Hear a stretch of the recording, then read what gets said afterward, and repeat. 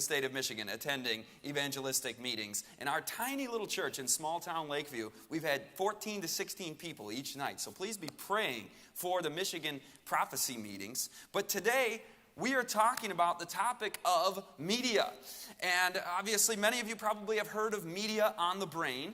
And, you know, it's a 7-hour series. And am I going to try and pack all that into 1 hour together? No, not at all. In fact, I know many of you have walked through and watched through that series and seen it or listened to GYC or whatever. So what I want to do this afternoon with Media on the Brain is a little bit of repeat and enlarge, right? Just like we do in our prophecy meetings. I'll review some of the themes from Media on the Brain, but there's new information coming out all the time. So we're going to have some updates this afternoon as well. So before we begin, I want to have another word of prayer, that the Lord would speak and that we would all hear His will for us. Let's pray. Father in heaven, we thank you so much for your grace and your love toward us, that while we're still sinners, Christ died for us. We thank you for the cross and for the salvation that you so generously wrought out for us. We pray now that as we contemplate your standards for us and your calling for us in our media lives, that we would not forget that these messages you give to us to call us to elevate our standard are given in love. And we pray that we would understand your will, whatever that might be for each soul in here today. In Jesus' name, amen. I want to begin with the totality of the narrative of the Scriptures.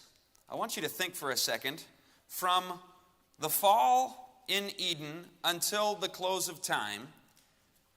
What would you say are the 3 most important events in the history of redemption? The 3 biggest events from the fall until the restoration of all things. The 3 most redemptive, important events in the history of God's people. I think I would have to definitely say the cross, central, number 1, most important climax of history. There's one. Another one, the time where God brought his people out of Egypt, gave them his law on Mount Sinai, and created a people unto himself in the promised land, which would then lead to the coming Messiah. There's one. The third one, I would suggest we are in it right now, the time of the judgment, which will be soon followed by the close of probation, the final events, the second coming.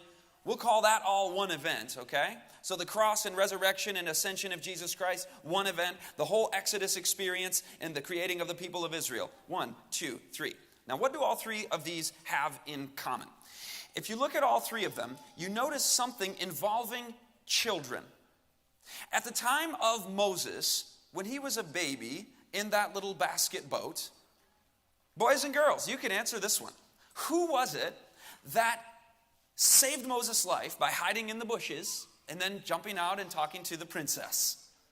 This was Miriam. This was his sister. A child played a key role in inaugurating this redemptive movement. Who was it at the time of Jesus when he came in on a donkey into Jerusalem? And the religious leaders were grumpy about this, but somebody else was saying, Hosanna to the Son of David. Who was that? The children. Listen to this quote.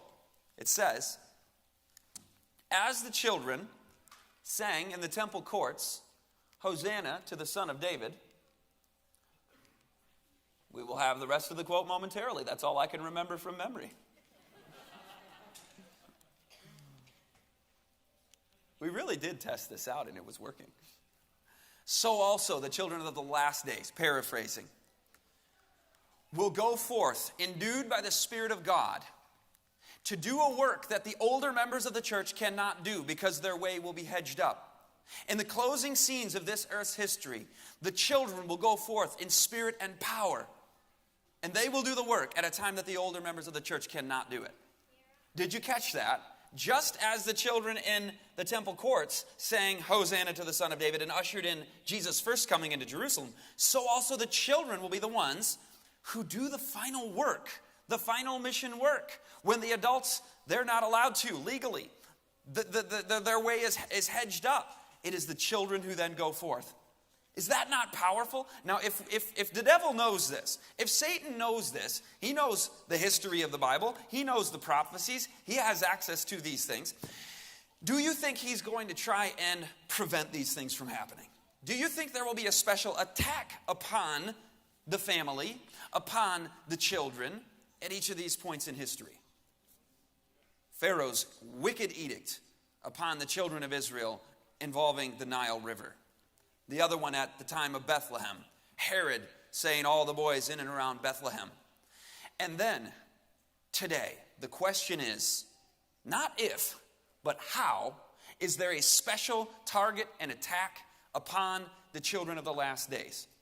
And I suggest to you that there are two primary mechanisms, two primary methods whereby the family is being disrupted, children are being targeted, and it's not through those same old edicts as happened in the past. But now it is through, think about it, where do children and youth spend almost all their waking hours? In two places. One of them is virtual, I'll give you that hint. They're either in a desk in school or they're being raised by the media. They're in the worldly schools or they are in the virtual environment. And if these two places are raising our children, we've got some really, really big problems in our culture today. Because these two places are not dominated by the principles of Jesus Christ. These two places have an agenda to indoctrinate this generation of children into their way of thinking.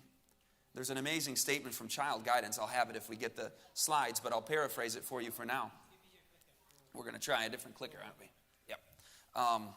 It basically says, and this is a confrontational quote, I hope that you've come to family retreat ready to hear from the Holy Spirit, because when the Holy Spirit speaks, many times it confronts us and it hits us kind of hard because God loves us, right? He says, those whom I love, I rebuke and chasten. So to those parents in our day who find it much more convenient to outsource their parenting to the media and to the schools, Child Guidance says that parents give their children over to Satan with their own hands, just as the children of Israel, the parents in Israel, gave their children over to Molech. And I'm going, whoa, that's heavy stuff right there. When we look at media, did I bring my phone up here? That's a good thing I didn't. It was just intended to be a visual aid. You can, oh, here it is. Unfortunately, it never leaves your presence, does it? Did you know that the top neuromarketing expert at the company Apple said that what they discovered in their research is that we actually have a relationship with our iPhones. Thank you. A relationship with our iPhones. He goes on in the quote and says that we found in a very recent study that we did that there are two activations happening in the brain. One of those activations is when people are thinking of their iPhone, neuromarketing, okay? They studied how does the brain work when you're thinking about this so they can target us better. When you're thinking about your device, you are actually having the love circuits of the brain firing off. He says we are in love with our iPhones. Let me see if yep, here he comes. There's the quotes from Spirit of Prophecy. I'm sorry I can't go over those. You can I'll give you the references. How about that? Adventist Home 489, okay? And Testimony 6:202. Testimony 6:202 and Adventist Home 489. So continuing on with the Martin Lidstrom quote. This is the neuromarketing expert at Apple. He says we are actually in love with our iPhones. Now that becomes problematic because here we are thinking about family, thinking about our love with our family, and we're now becoming in love with our devices. George Barna says not only are we in love with it, but we are addicted to it. George Barna's research has pointed out that we have the biggest addiction in America is media. And the majority of Americans would qualify as having an addiction, literally a clinically actually a diagnosable addiction. So we're looking at some pretty serious things. And this, by the way, is intentional.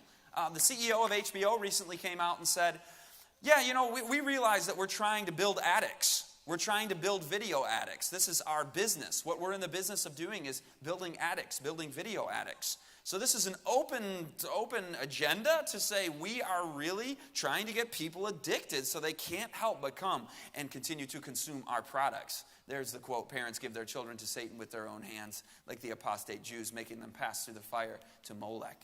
Now there's school and media that are the two-pronged attack. Now, America is baptized in entertainment. We got 53 hours of screen time per week for the average American child. That's the average child. 5 million gamers are playing 40 hours of video games per week. There are 19 million video game addicts. Compare that with 12 million alcoholics. So way more video game addicts than alcoholics. Today's teens, this is brand new, just out this past fall. Teens today spend 9 hours per day on entertainment media. So that's on top of media for school, using the internet for studying, etc. This is just entertainment media, 9 hours. Years ago, it was estimated, this is way outdated, so it's much worse than this now, but it was estimated that the average child by the age of 6 has spent more time watching television than he will spend in conversation with his father during his entire lifetime. Is that not tragic right there? Now, you know, if you've seen the Media on the Brain DVDs, I'm going to fire through just some of the brain science and the effects of this, and then we'll get on to some of the updated information. But gaming damages frontal lobe. After only 1 week of video gaming, violent video games, they found less frontal lobe activity after 1 week of violent video games. They also, this is a brand new one actually, DLPFC. What in the world is that, you're wondering? Dorsolateral prefrontal cortex. They found that in compulsive gamers in South Korea who were playing a lot of video games, okay? They studied their brains and they found hyperconnectivity.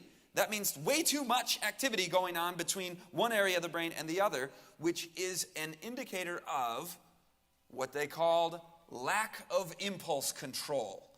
So that's a major issue when we see depression go up, frontal lobe damage, lack of impulse control because of these media entertainment devices. Entertainment television, frontal lobe activity. By the way, the frontal lobe is where you have all of your spiritual pursuits, all of your self-control and victory over sin and all of these wonderful things. Frontal lobe is weakened by watching entertainment television.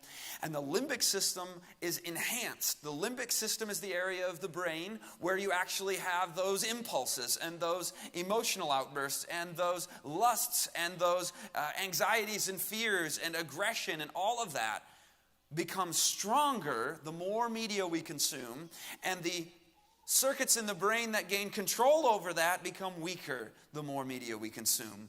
Much of this is review for many of you, I know. Worldly music does the same thing. Heavy social networking. This is brand new research also. They found that people that go on Facebook a lot actually have 2.7 times higher rates of depression than people who do not. And they've also found that more Facebook use actually increases depression. So somebody might already be struggling, and then they go into the social networking world to hang out there for an hour and maybe find some validation or some social connection, and then it ends up suppressing and depressing even further. The news article that reported on this study called it a vicious cycle of depression for the heavy social network user. Now, this is not to say, of course, that the device or the Facebook page is inherently evil. You can use these things to God's glory. But when it comes to sheer entertainment, my friends, I want to be into edification, not entertainment. Amen? I want to be in seeking Jesus Christ and having a mission for my life, not diversion, not amusement. We got to find true recreation, yes, but not just things that damage our brains in an effort to try to become entertained. Back to the slide. You see the last item on there is the more media you consume. This is a hugely important finding. And I especially present this to my students when I taught in the academy level and young people of all ages. The devil presents all of this entertainment as something that's supposed to make you have more fun, right? And be more happy. The research actually shows, the Kaiser Family Foundation study found in 2010, that the more entertainment media you consume, the less happy you are, and the more bored you are. So it does the opposite of what we think it's going to do. It's kind of like if you need energy and you take a hit of a sugary drink or caffeine, then you feel that hit of it. You're like, wow, this is exciting, but then you crash, right? So when it all is averaged out, are you going to have more energy in life living on like the standard American diet of sugar and refined foods? Or are you going to have more energy in life when you live on a whole food, plant-based diet? That will give you sustained energy and the worldly media does not give you sustained energy, and the entertainment gives you that temporary high, but then followed by the crash. You're more bored and less happy. Let's go on to that next slide. 3/4 of UK children spend less time outdoors than prison inmates, survey has discovered. It's like we're building our own virtual prison. We've forgotten kind of what it means to be human. Like God put Adam and Eve in a garden. He's called us to country living and all of these wonderful things. And we're here on our little devices in our little virtual world like prisoners. 3/4 of them. In fact, 1/5 of them on an average day don't go outside at all. Like that just blew my mind. It's inconceivable to me. I'm like an old guy now, compared to my students who were, 15, 14 years younger than me. I feel like there's this massive generation gap, and I'm back in the olden days when the sun used to shine on your face, right? So here we are in a camp setting. Oh, I love it. This one really was sad. 96.6, all this is brand new stuff. 96.6% of toddlers and preschoolers use mobile devices regularly. Virtually all. I'm just speechless on that. By the way, when the federal government invested nearly $500,000 in innovations for robots that will tell stories to preschoolers, and it says there's much promise for social robots.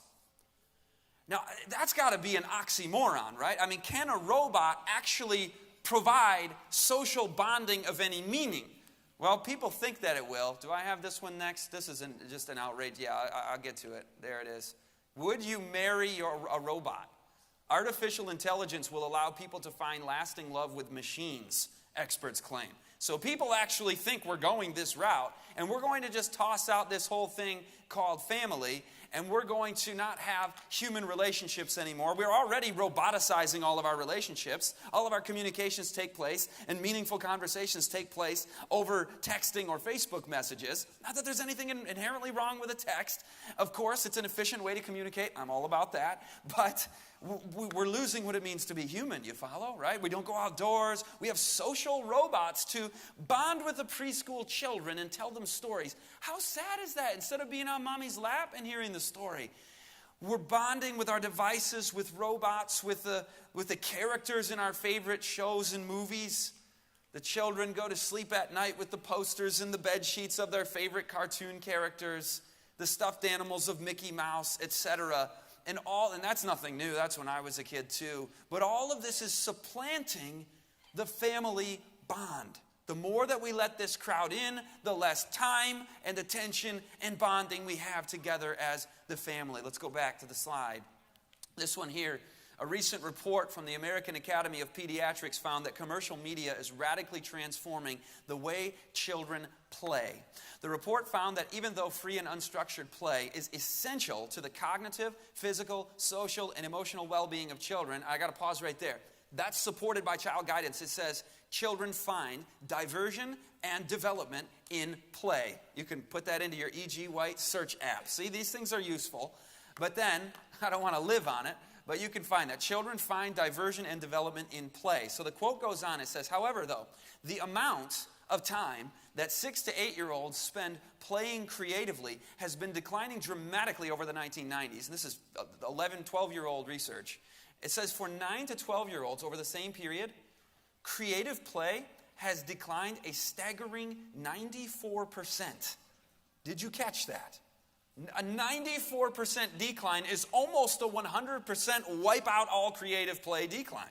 94% takes you from here down to right there, right? There's only 6% of what there ever was before. That's an amazing finding. We're losing the meaning of childhood and learning, and we actually have, oh my, this one is just creepy.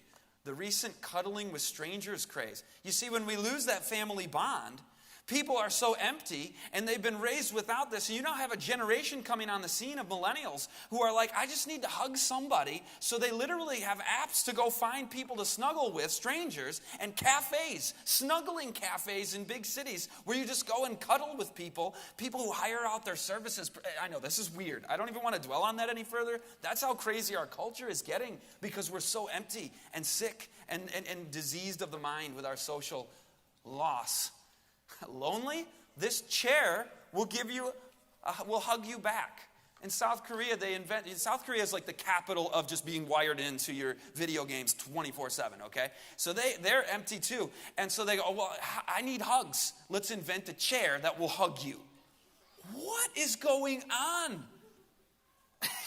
You kind of laugh at it because it's silly and ridiculous, but at the same time, this is a reflection of such a tragic breakdown of the family and of the human emotional bond with other humans. You saw that one already. So what's the real agenda behind this? This is not merely something to get us disconnected, because Satan wants us disconnected for a reason. If he can get families broken apart and splintered and everybody's in their own agenda and going their own directions, then, especially with the children, he's got them. Okay, now that's not my words. I want you to hear an actual quote like that in just a second, but this is an important scripture. See to it that no one takes you captive through hollow and deceptive philosophy. So in other words, there are people out there trying to take us captive. Awakening to that fact is an important moment. To have that wake-up call and be like, okay, not all is okay here. There are agendas out there in the entertainment industry that are absolutely nefarious, that are not Christian, that are not helping us to connect as a family and with God. There are wicked agendas and human agents that carry those agendas through. The Bible warns us about. Don't be taken captive by them, but take every thought captive and make it obedient to Jesus Christ. Be not conformed to this world, but be transformed by the renewing of your minds. You see, there's only two paths here. If I expose my mind to the worldly pattern, I will receive that template. I will receive that program, and I will start carrying out the programming that has been given to me by the media and the worldly schools. However, God gives us the promise that we can be transformed by the renewing of our minds. We will either be conformed or transformed. It's not kind of both. It's not, I want to play a middle road here. No, there's two roads, the narrow and the wide. And we know where they lead. These are serious scriptures. Have you heard of Edward Bernays? By the way, how many of you have seen the Media on the Brain DVDs? Okay, I can go slow enough through this for the other 2/3 of you then. Because I know some of you have heard this, but this guy is hugely important, all right? It bears repeating for those who've heard it. He's the founder of modern public relations, all right? He's the guy that invented the whole idea of media propaganda. Here's what he had to say in his book, Propaganda. He said, if we understand the mechanism and motives of the group mind, is it not possible to control and regiment the masses according to our will without their knowing about it? Wow, Colossians 2:8 comes to mind.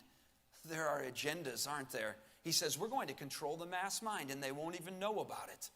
Be not taken captive by, the Bible warns us. He also says the conscious and intelligent manipulation of the organized habits and opinions of the masses is an important element in democratic society.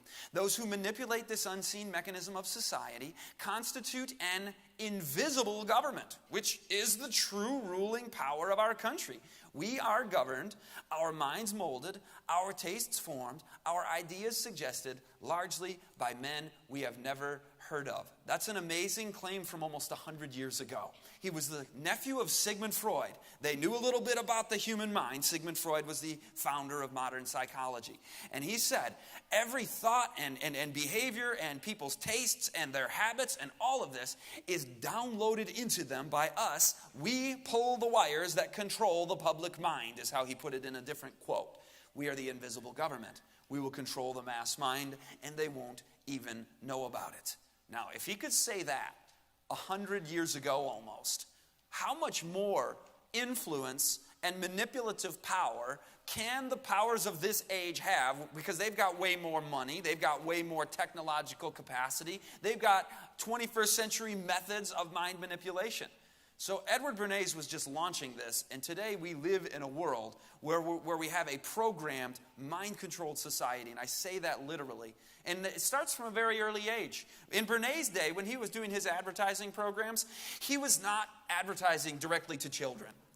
In fact, for the 1930s and 40s and 50s and 60s and 70s, it was not considered acceptable to try to manipulate the minds of children. You go after the adults and leave the kids alone was the mindset. There was some level of ethics there. But in the 1980s, that all changed. And James U. McNeill was the pioneer of this. He said, the consumer embryo begins to develop during the first year of existence. Children begin their consumer journey in infancy, and they certainly deserve consideration as consumers at that time. So the big advertising executives in Madison Avenue actually view that infant in arms as a consumer, as a target for their agenda. I find that to be quite disturbing. It has worked, by the way. In my lifetime, I was born in 1980, right when this all began. 1984, children's spending began going up since then, an average of 35% per year. Let me give you a little economics lesson, all right? I used to teach economics, and if you've got a good year of economic growth, you're looking at about a 3.5% economic growth for the year. So everybody's spending 3.5% more this year than they did last year. That would be a good year. We haven't had a year like that in a long, long time. But the kids have. The kids have been increasing their spending at 10 times that rate for most of my lifetime. 35% per year is 10 times the growth of the rest of the economy. So in other words, children's spending has outpaced the general economic growth spending tenfold. That is an awakening to an agenda that we have. On to the next slide. I'm keeping you guys on your toes back there, aren't I? And somebody asked me, Lucy, is that ethical? This is a advertising executive, Lucy Hughes. You're essentially manipulating these children. And then she asks herself the question, this is in an interview in the documentary Consuming Kids. She says, well, is it ethical? Her answer is, I don't know. So we have a whole industry, a whole agenda here that, well, we're not really sure if this is even ethical or not, but we're going forward with it. The rest of the quote, she basically says, but we're doing it anyway. We're trying to move products. One advertising executive really was honest when she said, we've taken a page from Satan's book. Find a point of weakness and lust in every man, woman, and child and target that weakness to make them want to buy the product. Isn't that an amazing thing? And I love that quote because really, folks, our battle is not against flesh and blood. We could expose all of the human agents of influence, all of the manipulative strategists out there, but really the devil is the true one behind this, and we want to unmask the great controversy that's going on for our lives and our children's minds. And so she points that out. She says, it's Satan's book that we're pulling our playbook from here. Also, we read from the Spirit of Prophecy. The reference on that got covered up when we moved this over to a different computer, and it got... the formatting got goofed up there, but you can Google that also. Through the channel of mesmerism, I believe it's mind, character, and personality. Through the channel of mesmerism, Satan comes more directly to the people of this generation and works with that power which is to characterize his efforts near the close of probation. Did you catch what that statement just said? It said Satan is going to use hypnotism or mesmerism near the close of probation. That means the end of time. That's right now. So is that going on today? I don't know very many people that visit a hypnotist on a regular basis, but they do hypnosis using light and sound frequencies. So I wonder if our media devices are actually hypnotic devices. Now I'm going to tell you something. Even before 2008, before I was in the truth and starting to get into these things and speaking to God's people on these things and speaking to my students on these things, I was a teacher in public schools and charter schools and other types of schools. And I would share these things with my students way back in 2003, 2004. And not even from a religious standpoint, they would go, wait a minute, you're telling me that entertainment television has a hypnotic effect upon my mind and that the advertisers are trying to brainwash me? My secular students would start to make decisions in their lives to limit their exposure to this because it's the normal human response when you learn that these agendas are going on. Beta waves. This is the brainwave frequency you're in now. If you're thinking critically, your moral filter is on, you're in beta waves. But when you sit down to watch television, you enter into an alpha pattern. This is like a highly suggestible, literally hypnotic state. Don't take my word for it. This is from Dr. Thomas Mulholland. Psychophysiologist Thomas Mulholland found that after just 30 seconds of watching television, the brain begins to produce alpha waves, which indicates torpid, almost comatose rates of activity. Alpha brain waves are associated with unfocused, overly receptive states of consciousness. I should note that the goal of hypnotists is to induce slow brainwave states. Alpha waves are present during the light hypnotic state used by hypnotherapists for suggestion therapy. Viewers automatically enter a trance state while watching television. So yeah, this is reality. Truth is stranger than fiction. When we sit down before that glowing device and it's flash, flash, flash. By the way, video games also, you lose beta wave activity in your brain when you're playing these video games. They found in a research study back in the 90s, Dr. Akio Mori in Japan at Nihon University. But when it's flashing like this, every frame of reference change, it's just coming at you. After several minutes of this, your brain doesn't know what to do with all of that because reality doesn't come at you in that way. And it's not turning on the limbic system and turning off the frontal lobe. God's reality has made it so that we experience in living color with our frontal lobe and our beta waves everything consciously. It's wonderful. And we pick up on things and we perceive things and when we sit down, though, and that screen starts flashing that way, and it has these effects upon the areas of the brain, you're out. You're under this highly suggestible state where anything will sink right into your subconscious. Why is this session called Remotely Controlled?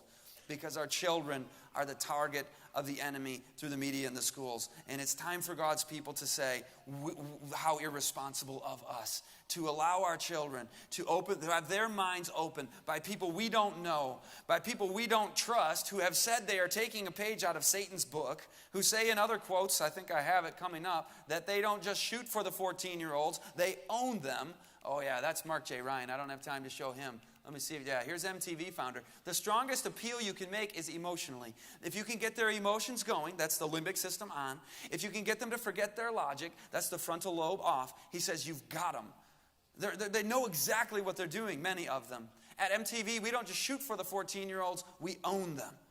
So, wow, these guys are so honest. I appreciate their honesty. I don't think we just want to get all mad at them and we're going to wage a culture war and take them down. You know what? We can shut down Hollywood and we can shut down MTV overnight. You know that? We can remove all of this from our lives, and I know many of you have. Our family, we've decided we're not having any of this. There's no reason for it. Let's bring in good things. Let's use media in a positive way.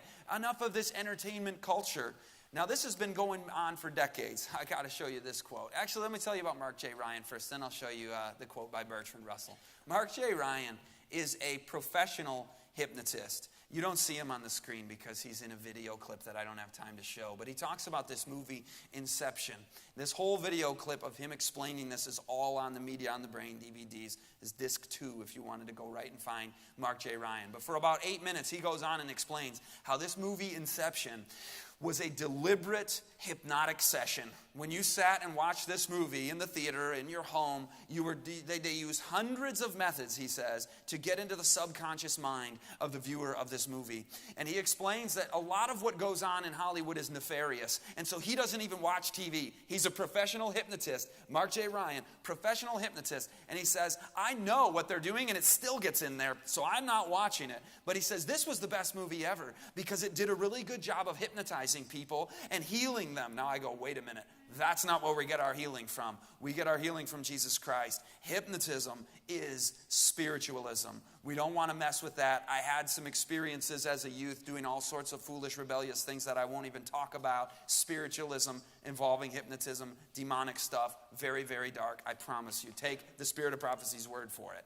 So we know that when Mark J. Ryan says this is healing, that it's not. But the most important thing he says in that clip is all Hollywood studios are doing this same thing. This is not just this one movie. This is all Hollywood studios have people who are advising them what's the best way to get into the subconscious mind of the viewer. And I'm going, is that even legal, right? Is that to be hypnotizing people without their permission? Now I got to show you Bertrand Russell. Bertrand Russell was a social critic and analyzing what he called the scientific dictatorship. He said we can get society to the point where it's totally controlled by the elites and we don't even have to have a dictatorship to control the people. We'll control their minds. And here's what he said. Perhaps the most important of all the modern agents of propaganda is the cinema, leading to almost worldwide uniformity. The great majority of young people in almost all civilized countries derive their ideas of love, of honor, of the way to make money, and of the importance of good clothes from the evenings spent in seeing what Hollywood thinks good for them.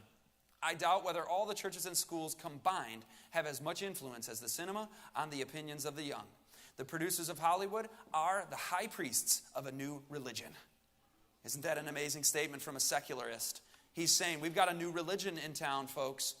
And our new religion, we've got our high priests stationed all throughout the entertainment media complex, and they are indoctrinating the youth with their values system, their view of money and love and all of these values. Their worldview is coming not from their parents, not from their church, not from the Bible, but they're coming from the worldly schools and the worldly media, and that's why we're in the mess we are in society today. May we make choices as the people of God to not be taken captive by it.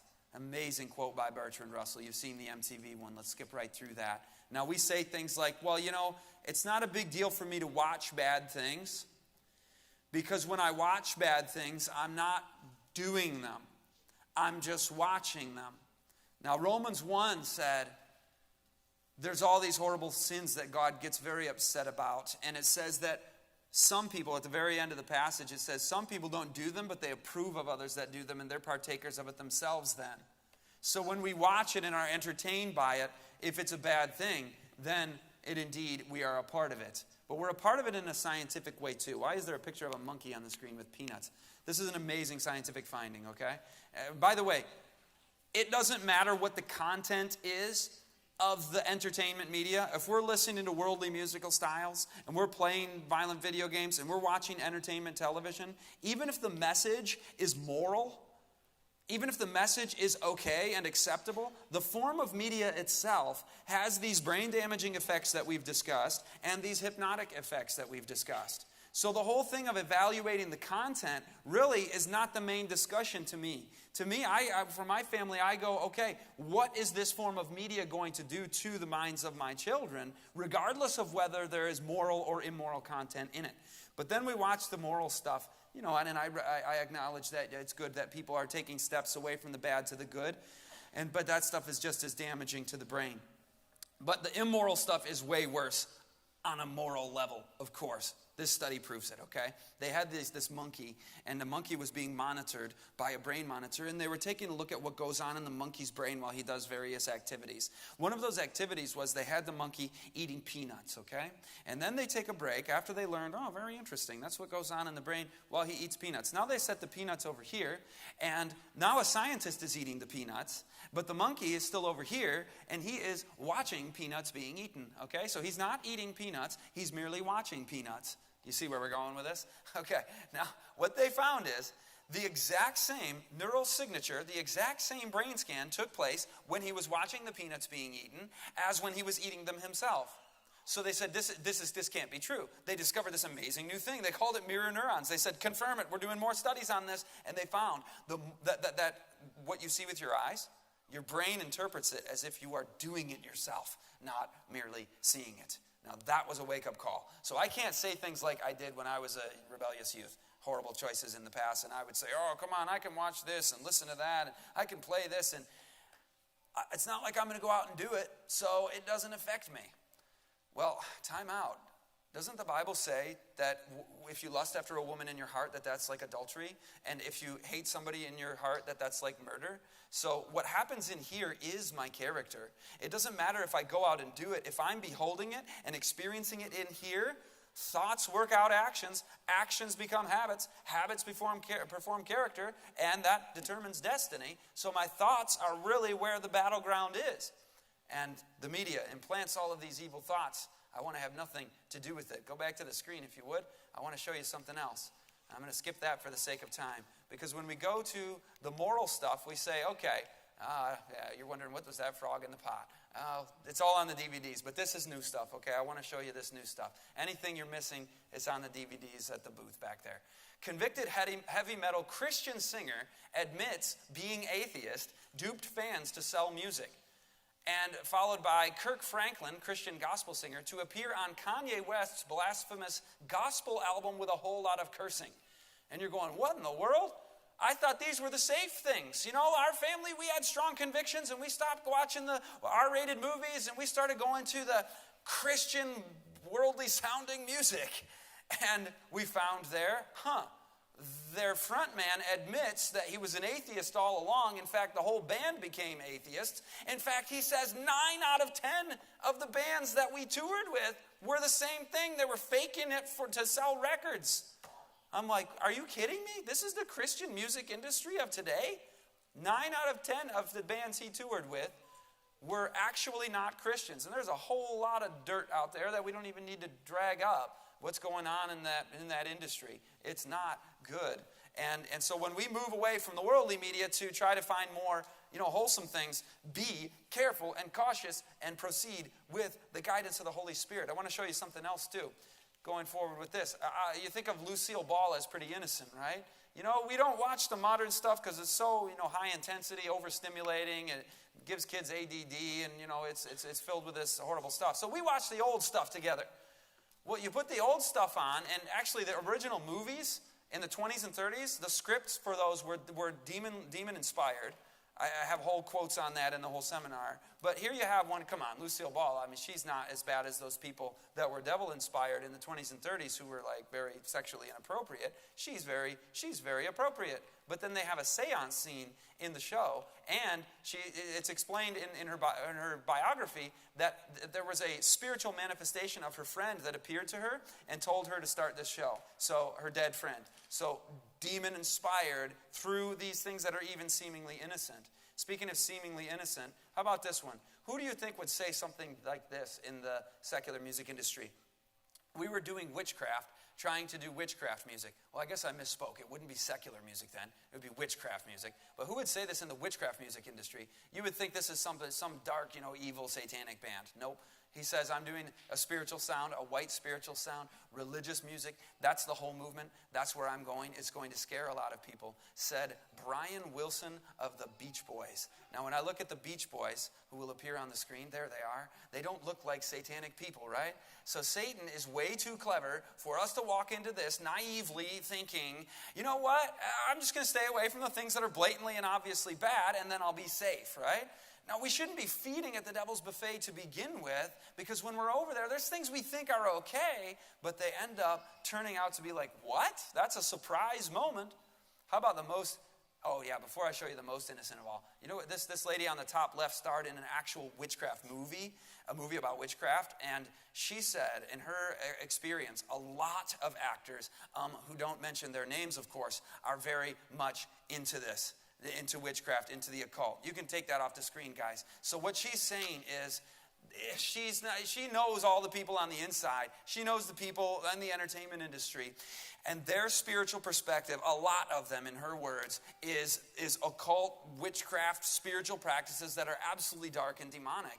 And so when I look at that, I'm going, okay, She didn't name names, and not everybody in the industry is admitting what their spiritual convictions and practices are. I have a ton of the quotes. I don't have time to show them today. They're on the DVDs. But like Denzel Washington and all these people saying that they're demon-possessed when they act and all of this horrific stuff.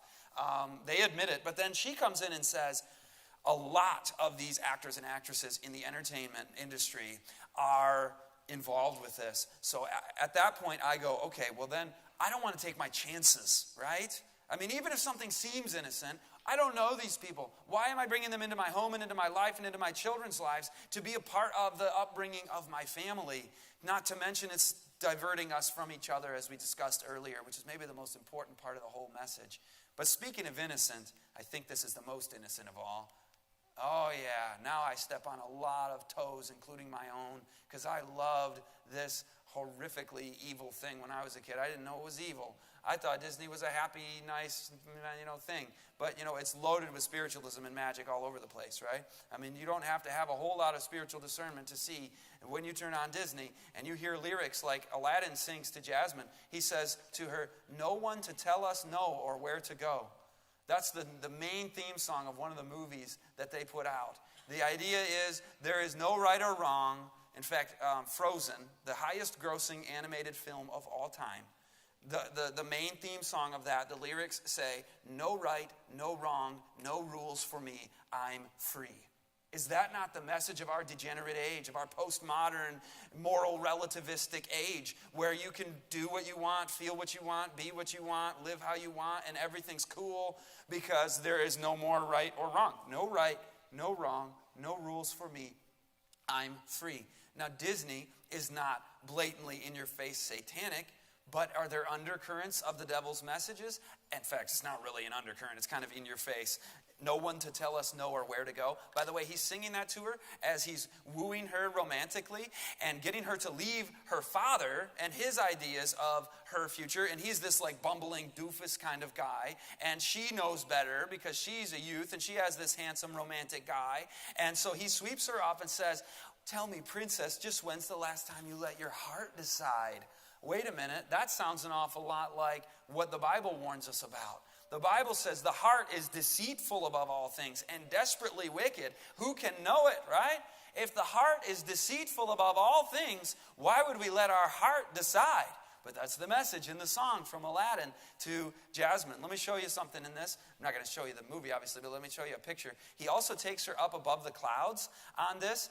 And he's a professional thief as well. By the way, there's a fantastic documentary on this. I don't recommend watching it if you're not accustomed to watching these movies because it has a lot of the clips in it. But it's called Magic Kingdom by Little Light Studios. And they point out a lot of this, and it's even worse. Let me show you, okay? First of all, he's a professional thief. Who in the Bible comes to steal and kill and destroy? Satan, okay? That's his job for a living. He steals. But he's endearing to us because when he steals, he gives some to a hungry child or a monkey or whatever, right? So it warps our view of God's law. Like stealing is okay then.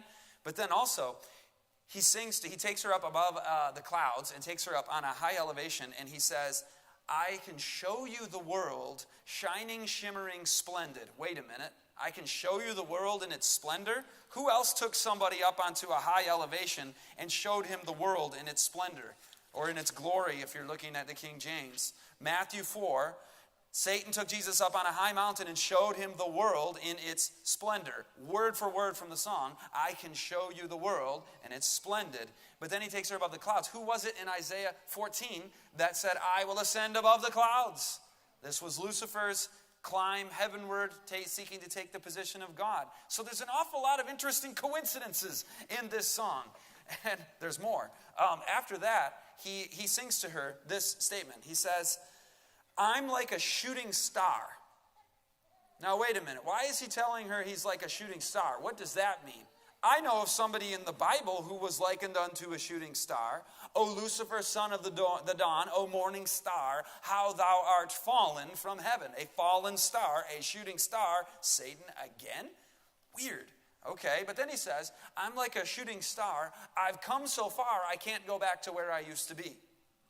This again is a description of Satan's loss of close of probation, his unpardonable sin that he committed in heaven. He's come so far, he can't go back to where he used to be.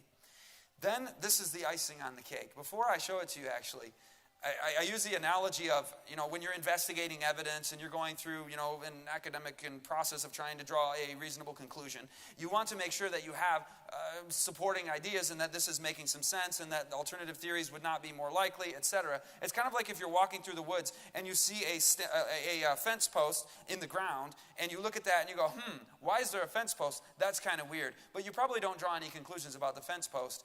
But then you see another one. And another one. You see 3 lined up right there. And you go, I'll bet you there was a fence line. Okay? We just saw like 6 or 7. And we're like, I think there was a fence line here. But now we're about to walk into the fence. Okay? You ready for it? He swoops down into a garden. He grabs a piece of fruit and hands it to Eve. I'm sorry, Jasmine is her name in the movie. I make that mistake every time. He hands that to her and sings to her, I can open your eyes. Folks, we'd have to be pretty naive to not see this for what it is. And I don't have a conspiracy theory about how this ended up in the movie and who's in what and what they did. It is what it is, and so I have to face that and go, I don't think I'm going to have my family exposed to Disney. I don't think that this is Christian at all. I think it's very, very, very un-Christian. Oh yeah, there's let it go. No right, no wrong, no rules for me. I'm free. So here's our closing warning. It says, Satan's work is to lead men to ignore God, to so engross and absorb the mind that God will not be in their thoughts. Is that not what we've done, folks? When we fill our lives with entertainment media, our mind is filled with something other than God, isn't it? When we bond with our media, we are bonding with somebody else other than our family. The education they have received has been of a character to confuse the mind and eclipse the true light. It says light there. Satan does not wish the people to have a knowledge of God. Now watch this part. And if he can set in operation games and theatrical performances that will so confuse the senses of the young that human beings will perish in darkness while light shines all about them, he is well pleased. Wow, that was in 1900. 116 years ago, we were warned, watch out for games and theatrical performances. Now that had its application back then in its context, of course. But we live today, and we live in the world upon whom the ends of the ages have come. We are the people, along with those people who originally read that, who these counsels have been written for. And I believe that God knows the future, and when he looks forward to 2016, and he sees the key issues devolving around the children's minds being manipulated, and all of our minds being manipulated by games and theatrical performances, and I would add the music industry, there's plenty of quotes about that too. God gives us these warnings. He says, watch out for games and theatrical performances. This quote will make more sense in 2016 than it ever did. And I believe that God has given us that clear warning by pointing out the specifics as if we didn't have enough of the principles.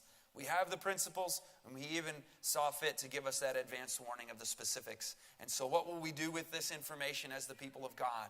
And I know many of us have made strong decisions in our lives in this area. But let's all make sure that we keep these things in their rightful places as tools. That we go for recreation, not amusement. That we go for edification, not entertainment.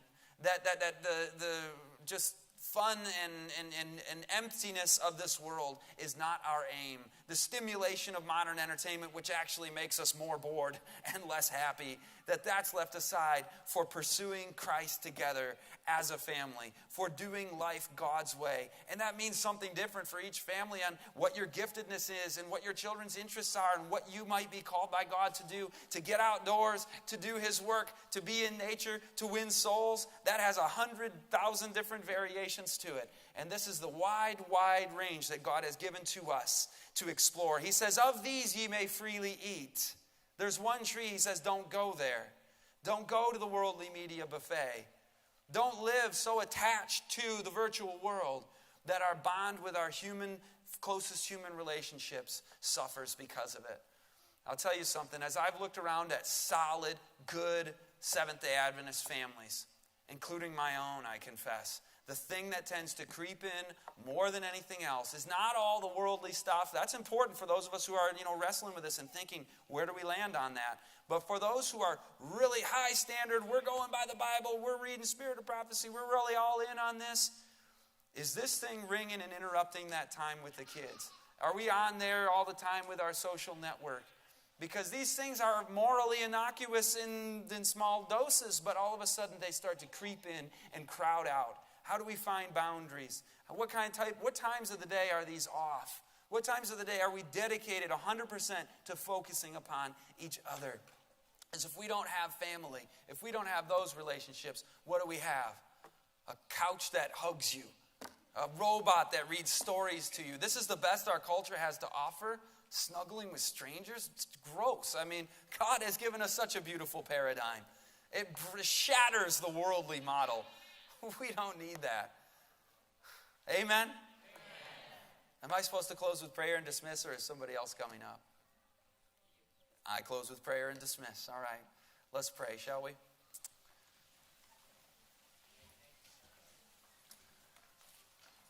Father in heaven, we love you with all our heart and soul and mind and strength.